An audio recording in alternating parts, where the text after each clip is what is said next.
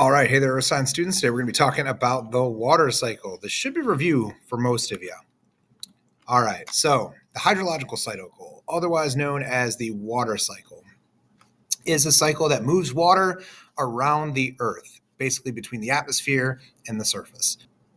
So because it's a cycle that doesn't really have a start, but let's start with surface water. So that's going to be anything like a lake, an ocean, even rivers and streams, anything where water is on the surface of the earth.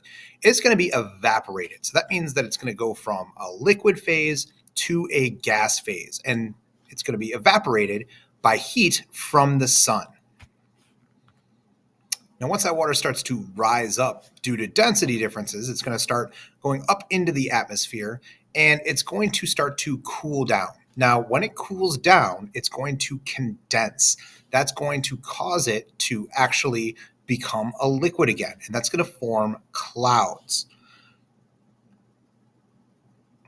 So something that we're going to be talking about more is the fact that cool air can hold a lot less water than warm air. When air is warm, it's able to hold a lot of water.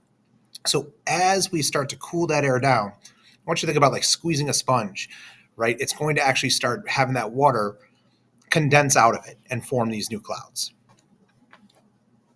The next step is going to be precipitation. So that's going to be where the water comes out of the clouds and falls to Earth.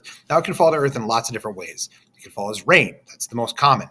But if it's a little bit colder, it can come as snow. It can come as hail during specific like big thunderstorms.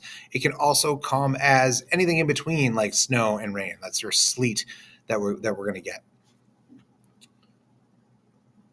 Now, once it gets to the ground, it's got one of two options. It can either become runoff. So runoff is going to be water that's going to be flowing over the surface of the earth. Now, if it gets channelized and goes into like a specific area, that's going to be a river or a stream.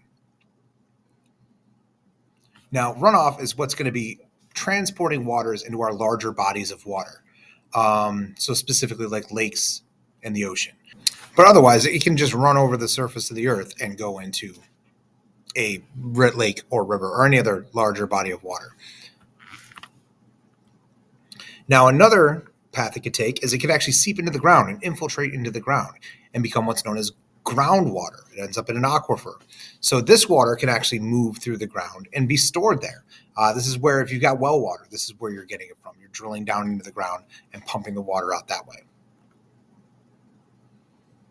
So let's talk about how we add water to the atmosphere, and that is through evaporation. So what can affect evaporation? What can either increase or decrease our rate of evaporation? So the first thing is temperature, right? The hotter it is, the higher your evaporation rate is going to be. Humidity. The more humid it already is outside, the slower you're going to be able to evaporate things. Think about it like the air being already almost kind of full. So it's not going to be able to evaporate just as easily. You see this if you ever go for a run on a humid day, right? Like you start to sweat and that sweat isn't evaporating off of you and you stay kind of hot, muggy, and sticky.